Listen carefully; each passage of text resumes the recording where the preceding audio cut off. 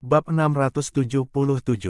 Diabaikan, jika memang benar seperti yang kamu katakan, bahwa di bawah tanah Siyu terdapat banyak tambang, maka kita harus segera menguasai wilayah ini, ujar Yuhuasi dengan penuh keyakinan. Dalam 2 tahun terakhir, Daxia semakin makmur, jumlah orang yang mampu membeli arak juga meningkat. Hanya dari produksi arak anggur saja, keuntungan yang bisa kita peroleh sudah sangat besar.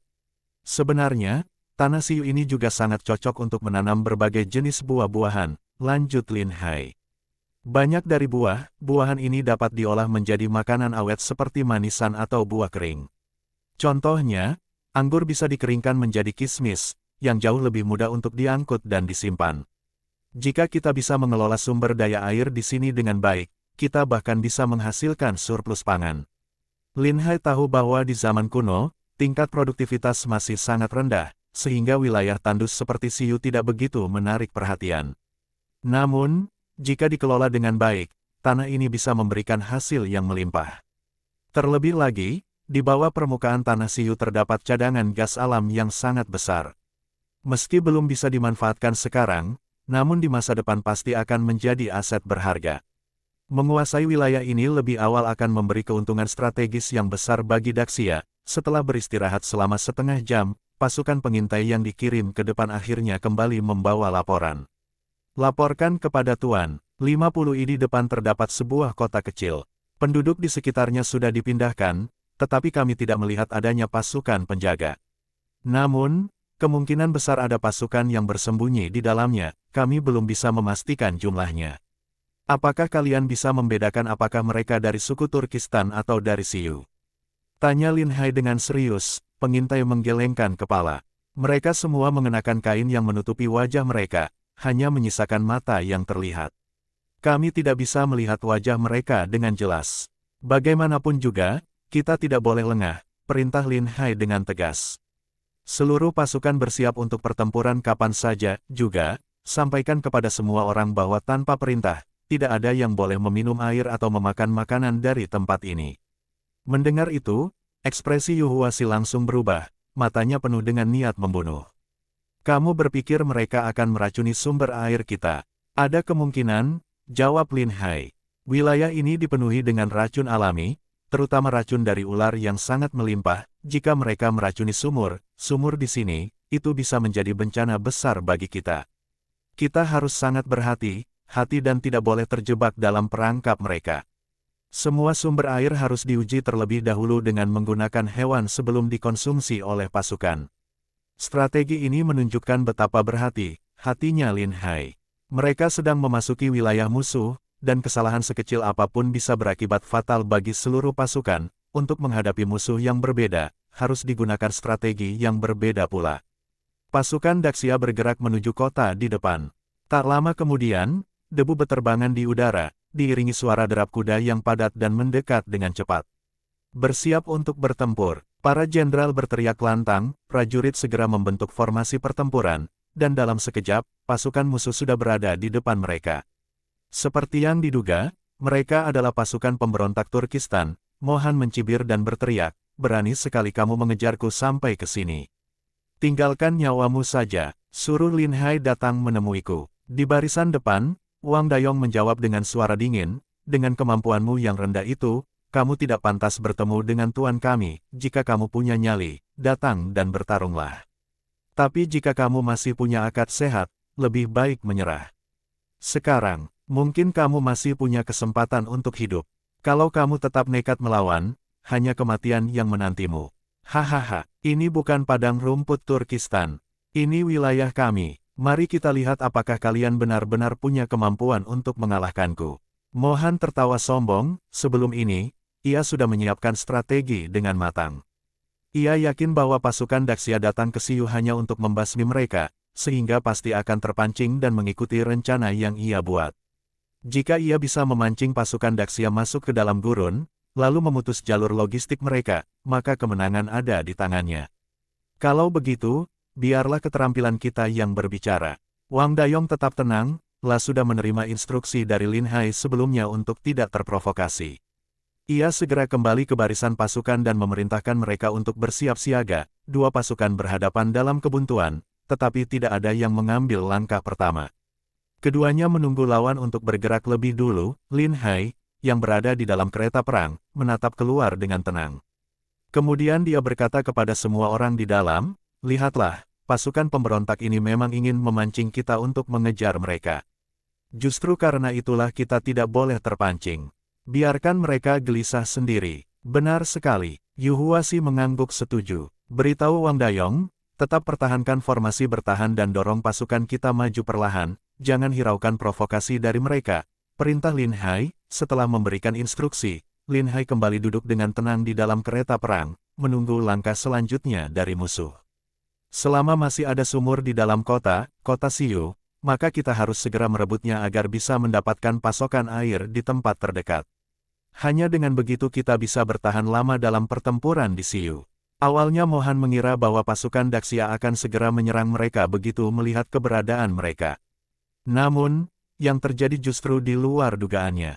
Pasukan Daxia sama sekali tidak menggubris mereka dan malah terus maju ke depan, seolah tidak melihat mereka sama sekali. Wajah Mohan menjadi sangat muram. Dengan gigi yang terkatup rapat, ia menggeram dengan suara penuh kebencian. "Celaka, target mereka adalah kota kecil di depan. Mereka ingin merebut sumber air dan mendirikan markas jangka panjang di sini. Aku terlalu meremehkan mereka. Apa yang harus kita lakukan sekarang? Haruskah kita segera melancarkan serangan terhadap pasukan Daxia?" tanya salah satu jenderalnya dengan nada panik. Di kota itu terdapat sebuah sumur yang mampu menyediakan air bagi seluruh penduduk. Jika sumur itu jatuh ke tangan pasukan Daxia, maka mereka akan mendapatkan pasokan air yang cukup, dan mengalahkan mereka akan menjadi semakin sulit. Mohan mengeraskan ekspresinya dan menjawab dengan suara dingin, "Jika kita menyerang pasukan Daxia saat ini, itu sama saja dengan mencari mati. Satu-satunya yang bisa kita lakukan adalah memanfaatkan kondisi geografis di sini untuk memancing mereka ke dalam gurun dan membiarkan mereka mati kehausan." Awalnya, Mohan berharap pasukan Daxia akan terpancing untuk mengejar mereka. Namun, strategi Daxia ternyata jauh lebih cerdas. Mereka lebih memilih untuk merebut sumber air terlebih dahulu. Mengetahui ini, Mohan segera mengambil keputusan dan memberikan perintah, "Kita akan segera mundur dan menutup semua sumur di sepanjang jalur pergerakan mereka. Jangan biarkan pasukan Daxia mendapatkan setetes air pun." Orang-orang Siyu yang mengikuti Mohan langsung terkejut mendengar perintah tersebut. Mereka sangat memahami betapa sulitnya menggali sebuah sumur di Siyu. Tak hanya membutuhkan tenaga dan sumber daya yang luar biasa besar, terkadang menggali satu sumur dengan pasokan air yang layak bisa memakan waktu belasan hingga puluhan tahun. Kini, Mohan ingin menghancurkan sumur-sumur itu. Bahkan jika mereka berhasil mengalahkan pasukan Daxia, kerugian yang mereka derita akan sangat besar. Tidak boleh. Masalah sebesar ini harus mendapat izin dari Raja Siyu terlebih dahulu. Jika sumur-sumur itu dihancurkan, bagaimana rakyat Siyu bisa bertahan hidup? Bahkan karavan dagang yang melewati wilayah ini tidak akan bisa mendapatkan pasokan air. Mohan ingin sekali menghunus pedangnya dan menebas orang itu saat itu juga. Namun, ia masih membutuhkan dukungan dari Siyu, sehingga ia tak bisa bertindak gegabah. Dengan penuh kesabaran, ia menekan amarahnya dan menjelaskan, "Satu-satunya cara kita untuk mengalahkan pasukan Daxia adalah dengan memutus pasokan air mereka. Jika sumur ini jatuh ke tangan mereka, kita tidak akan bisa mengalahkan mereka. Setelah perang selesai, kita masih bisa mencari cara untuk memperbaiki sumur-sumur ini. Tapi jika pasukan kita kalah, semuanya akan benar-benar berakhir." Bab 678, Pengepungan Kota. Sebelumnya, sudah banyak sumur yang ditutup. Jika kita menutupnya lagi, rakyat biasa juga tidak akan bisa mendapatkan air. Jika mereka kehausan, bagaimana mereka bisa bertahan hidup? Mengenai sumber air di lokasi-lokasi penting, kita harus meminta izin dari Raja Siyu sebelum menghancurkannya, kata salah satu pejabat Siyu dengan tegas. Mohan tidak punya pilihan selain menyetujui sementara waktu dan mengirim utusan untuk meminta izin dari Raja Siyu. Kali ini Daxia mengirim pasukan bukan hanya untuk menghancurkan mereka, tetapi untuk menguasai seluruh wilayah Siyu secara bertahap. Jika mereka tidak segera mengambil keputusan dan memindahkan semua rakyat, kemungkinan besar rakyat Siyu akan ditangkap oleh pasukan Daxia, sama seperti yang terjadi di padang rumput dengan suku-suku Turkistan sebelumnya. Mohan mengingat bagaimana Daxia memperlakukan suku Turkistan dan bertanya-tanya apakah mereka akan melakukan hal yang sama terhadap Siyu. Jika seluruh rakyat Siyu dipindahkan atau ditangkap, maka situasinya akan semakin buruk. Bahkan pasukannya sendiri tidak akan memiliki sumber makanan yang cukup. Tanpa rakyat, mereka tidak akan bisa menemukan makanan. Bagaimana mereka bisa terus berperang? Semakin Mohan memikirkannya, semakin dia merasa ketakutan. Daxia benar-benar tidak memberinya jalan keluar. Dalam pikirannya, Mohan mulai menyusun rencana baru. Jika situasinya semakin tidak menguntungkan, dia tidak akan membawa pasukannya menuju kehancuran. Lebih baik memancing pasukan Daxia untuk bertempur dengan pasukan Siyu terlebih dahulu. Setelah Daxia dan Siyu bertempur habis-habisan, dia bisa mengambil kesempatan untuk merebut seluruh Siyu. Mengenai nasib rakyat Siyu, itu bukan urusannya. Yang paling penting adalah memastikan dirinya tetap hidup. Dengan pemikiran ini, Mohan memutuskan untuk tidak menghadapi pasukan Daxia secara langsung. Dia segera memimpin pasukannya untuk mundur dengan cepat, membawa serta seluruh rakyat Siyu yang masih bisa mereka bawa. Sementara itu, dia juga memerintahkan agar semua sumur kecil ditutup, memastikan bahwa pasukan Daxia tidak bisa mendapatkan air dengan mudah. Lin Hai memimpin pasukannya memasuki kota dengan lancar. Di dalam kota, terdapat ribuan prajurit Siyu yang bertugas menjaga pertahanan. Namun, ketika mereka melihat pasukan Daxia datang mengepung kota dalam jumlah besar, mereka langsung panik. Awalnya, mereka telah sepakat bahwa pasukan pemberontak Turkistan yang akan menghadapi prajurit Daxia. Namun, para pemberontak justru melarikan diri lebih dulu, meninggalkan mereka dalam keadaan terjebak tanpa bantuan. Para penjaga gerbang marah bukan main, mengutuk dan bersumpah akan melaporkan Mohan kepada Raja Siyu agar dia dihukum seberat mungkin. Namun, mereka tidak lagi memiliki kesempatan untuk itu. Sekarang, dengan kota mereka yang terkepung oleh pasukan Daxia, mereka hanya memiliki dua pilihan, menyerah atau mati bertempur. Salah satu jenderal Siyu yang menjaga kota enggan untuk menyerah begitu saja. Dia memerintahkan agar gerbang kota ditutup rapat, berharap bisa menahan serangan pasukan Daxia.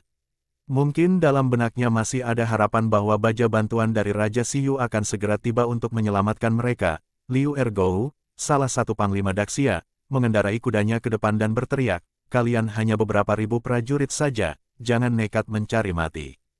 Cepat buka gerbang dan menyerahlah, maka nyawa kalian akan diampuni." Namun, Jenderal Siyu itu meludah ke tanah dan membentak dengan marah, Dasar orang Daxia, berani-beraninya kalian menyerang wilayah Siyu. Raja kami pasti akan mengirim pasukan untuk membantai kalian semua. Pergi dari tanah kami sekarang, atau kalian semua akan mati." Setelah berkata demikian, dia memberi isyarat kepada anak buahnya untuk menembakkan panah ke arah Liu Ergou. Namun, Liu Ergou dengan cepat menangkis anak panah itu menggunakan pedangnya dan segera mundur kembali ke sisi Lin Hai, wajahnya penuh amarah. Orang ini benar-benar mencari mati. Mereka menolak menyerah. Geram Liu Ergou dengan kesal. Lin Hai mengangguk tenang dan berkata, "Jika mereka memilih mati, maka kita akan mengabulkan permintaan mereka. Tarik meriam ke depan dan tembakan ke gerbang kota. Sisakan beberapa orang untuk diinterogasi, sisanya habisi semuanya." Lin Hai sudah bertekad untuk memasukkan Siyu ke dalam wilayah Daxia. Karena itu, dia tidak berencana menahan terlalu banyak tawanan. Mengangkut logistik untuk memberi makan tawanan dalam jumlah besar hanya akan menjadi beban yang tidak perlu. Selain itu, pasukan Daxia harus menyisakan sebagian prajurit mereka untuk menjaga para tawanan, yang pada akhirnya justru akan menjadi penghambat. Lebih baik menyingkirkan mereka semua sejak awal agar tidak merepotkan di kemudian hari. Liu Ergou langsung menyahut dengan penuh semangat dan segera memimpin pasukannya untuk bersiap menyerang. Sebuah meriam besar segera ditarik ke garis depan, diarahkan tepat ke gerbang kota. Kota ini dibangun dengan dinding yang terbuat dari campuran pasir dan batu, jauh lebih rapuh dibandingkan dengan benteng yang dimiliki oleh Daxia. Selain itu, ketinggian tembok kota juga tidak terlalu tinggi, sehingga relatif mudah untuk ditembus. Para prajurit yang berjaga di atas benteng melihat Daxia membawa sesuatu yang berbentuk bulat panjang, sesuatu yang sama sekali asing bagi mereka. Tidak tahu apa fungsinya, mereka justru merasa penasaran dan bahkan menjulurkan leher ke depan untuk melihat lebih jelas. Mereka benar-benar tidak menyangka bahwa mereka sebentar lagi akan menghadapi serangan yang mengerikan. Liu Ergou memastikan posisi meriam sudah tepat, lalu secara pribadi menyalakan sumbu peledak. Ia segera menutup kedua telinganya dengan tangan. Boom! Ledakan dahsyat mengguncang udara. Tembakan pertama mengenai gerbang kota, menghancurkannya dalam sekejap. Prajurit yang berdiri di atas benteng merasakan guncangan hebat di bawah kaki mereka. Mereka hanya bisa menyaksikan dengan ketakutan saat gerbang kota mereka runtuh berkeping-keping. Panglima pertahanan kota yang panik segera berteriak, memerintahkan anak buahnya untuk segera menutup kembali gerbang dengan batu besar agar tidak bisa ditembus. Namun, belum sempat mereka menyelesaikan perintah itu, tembakan meriam kedua menyusul. Kali ini, proyektil menghantam bagian atas tembok kota, prajurit yang berjaga di atas tembok langsung menjerit kesakitan. Ledakan itu menghempaskan mereka, beberapa dari mereka terluka parah akibat pecahan batu dan tanah yang berhamburan. Tak lama kemudian, semakin banyak meriam Daxia mulai ditembakkan secara bersamaan, menargetkan para prajurit yang masih bertahan di atas tembok. Dalam sekejap, pasukan Siyu mengalami kekalahan besar. Banyak yang tewas dan terluka parah, sementara yang masih hidup segera mencari perlindungan. Ketakutan setengah mati, mereka tidak mengerti jenis senjata apa yang digunakan oleh Daxia, mengapa bisa mengeluarkan suara ledakan yang begitu besar dan membunuh begitu banyak orang sekaligus. Banyak prajurit yang gemetar ketakutan, bahkan sebagian sudah kehilangan semangat untuk bertempur. Mereka tidak pernah menghadapi serangan seperti ini sebelumnya, sebuah kekuatan yang terasa begitu menghancurkan, seolah-olah mereka sedang menghadapi para dewa yang murka. Para prajurit yang bersembunyi di balik tembok kota tidak berani mengangkat kepala sedikit pun. Wang Dayong berteriak keras, "Ikuti aku, serang!" Menyadari bahwa gerbang kota sudah terbuka dan para prajurit di atas tembok tak bisa berbuat banyak, Wang Dayong langsung memimpin pasukannya menerobos masuk. Liu Ergou, yang tertinggal di belakang, panik setengah mati. "Tunggu aku, jangan ambil semua pujian untuk diri kalian sendiri," teriaknya dengan cemas. Setelah itu, dia berbalik ke arah anak buahnya dan berteriak, "Tembakan beberapa kali lagi ke atas tembok, lalu hentikan. Aku masih harus ikut bertarung. Kalau terlambat, jangankan daging, aku bahkan tak akan kebagian sup." Begitu selesai berbicara, dia langsung melompat ke atas kudanya dan memimpin pasukannya menyerbu ke dalam kota. Prajurit Siyu yang bertahan mencoba melakukan perlawanan, tetapi sebelum sempat membalas serangan, mereka sudah dihujani tembakan anak panah dari busur silang. Dalam sekejap, mereka tumbang dengan mudah. Teknologi peleburan besi di Siyu sangat lemah, dan mereka juga kekurangan tambang besi. Akibatnya, mereka tidak memiliki baju zirah besi yang kuat.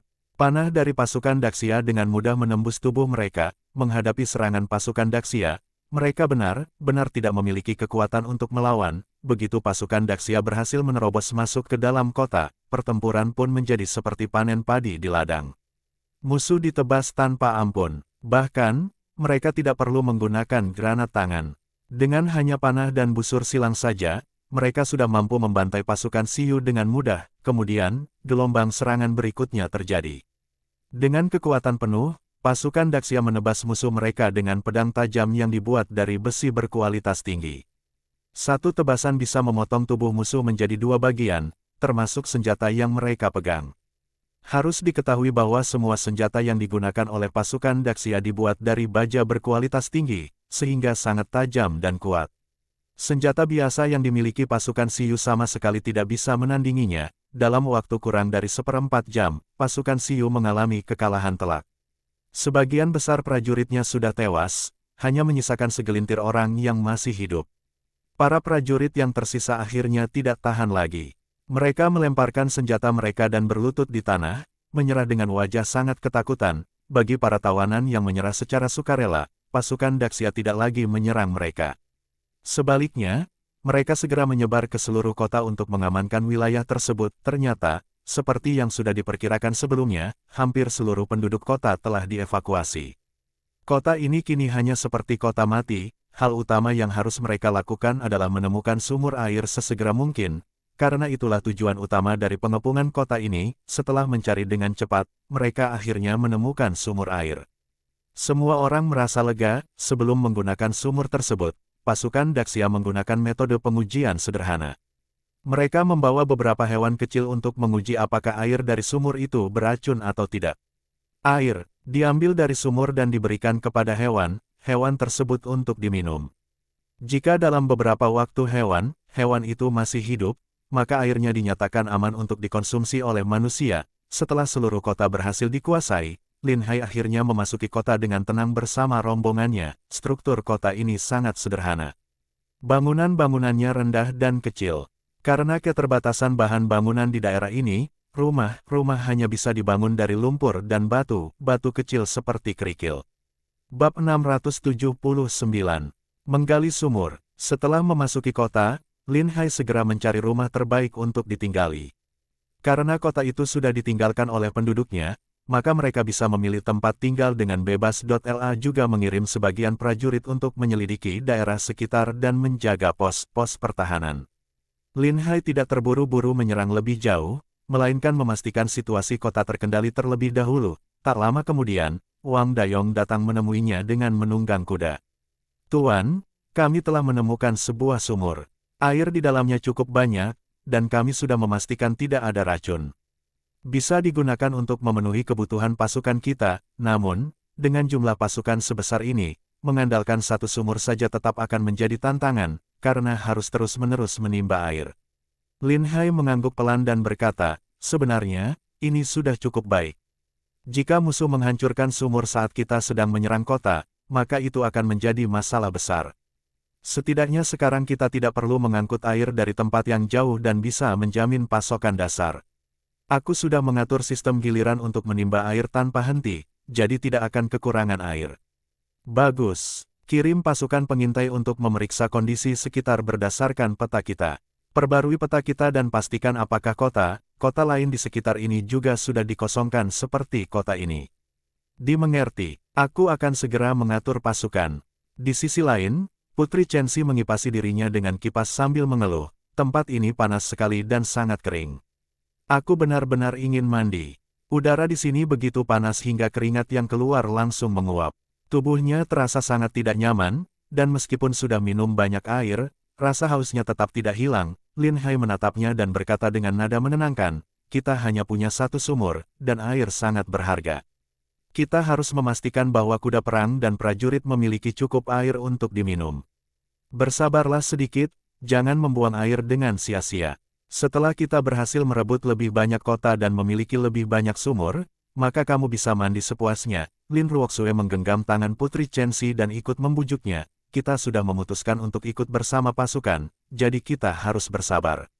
Saat berangkat, Lin Hai sudah memberitahu kita bahwa kondisi di sini akan sangat sulit. Jika kita menggunakan air berharga ini hanya untuk mandi, maka itu akan sangat tidak adil bagi para prajurit. Jika mereka merasa tidak senang, itu bisa mengganggu semangat tempur mereka.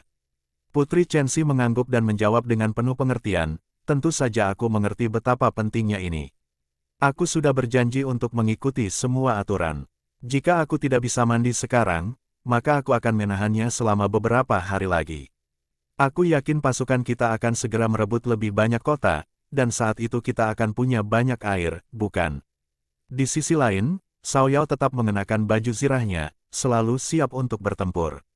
Berbeda dengan wanita lain, dia sudah terbiasa dengan kondisi keras seperti ini sejak usia 16 tahun. Ketika dia mulai memimpin pasukan di medan perang, dengan semangat tinggi, dia berkata kepada Lin Hai, "Bagaimana kalau kamu memberiku satu pasukan? Aku berjanji akan memimpin mereka sebaik Dayong dan Yang lainnya." Matanya berbinar penuh semangat, tak sabar ingin turun ke medan perang dan membuktikan kemampuannya. Lin Hai terkejut dan buru-buru berkata, "Lebih baik kamu tetap berada di sisiku untuk melindungiku. Urusan pertempuran serahkan saja kepada yang lain." Mendengar itu, wajah Cao Yao sedikit muram.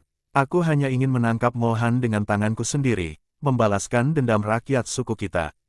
Dia sudah begitu dekat, tapi aku tidak bisa memimpin pasukan untuk melawannya. Aku benar-benar merasa tidak nyaman." Lin Hai menghela napas panjang.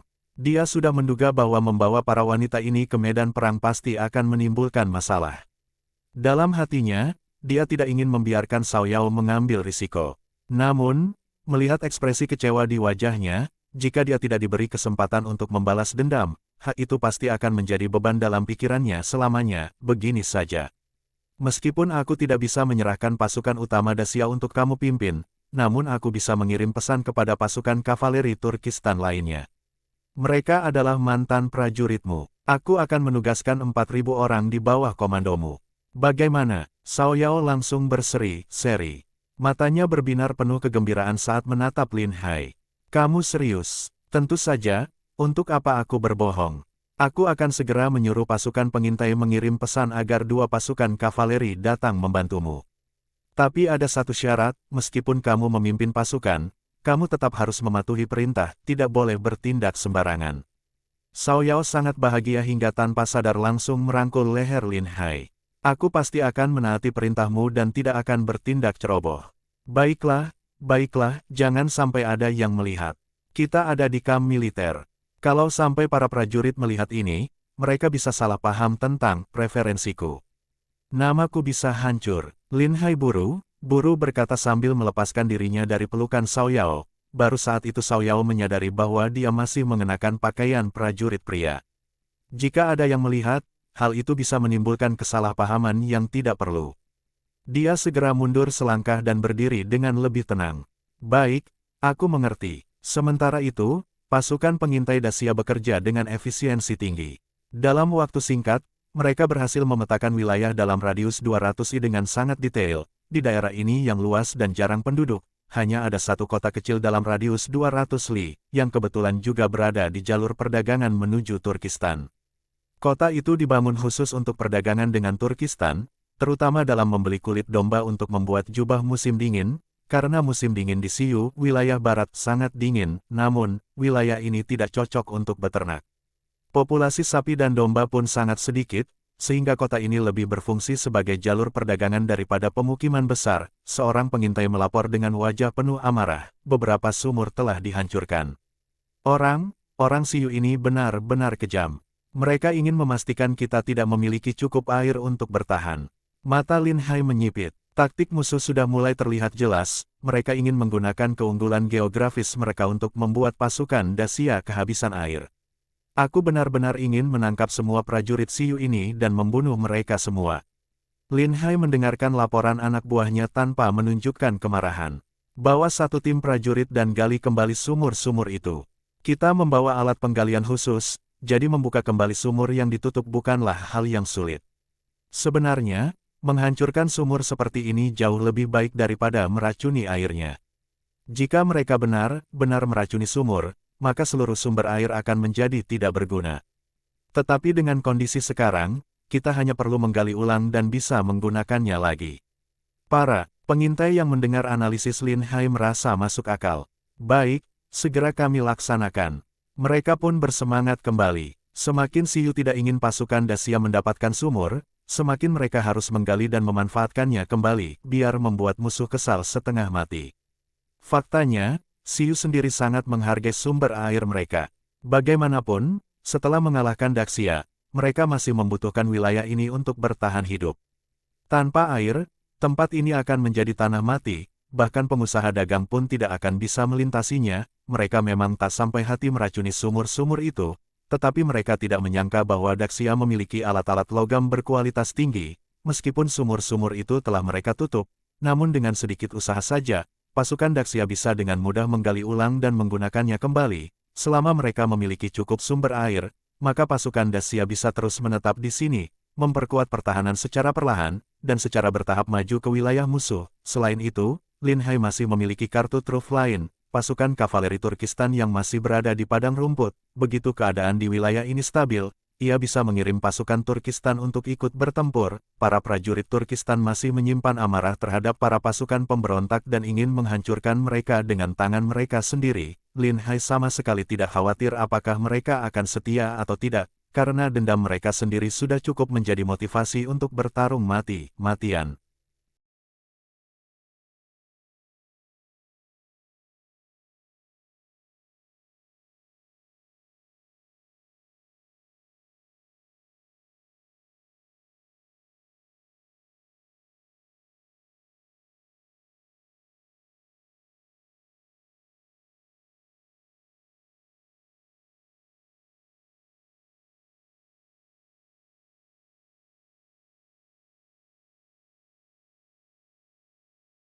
Bersambung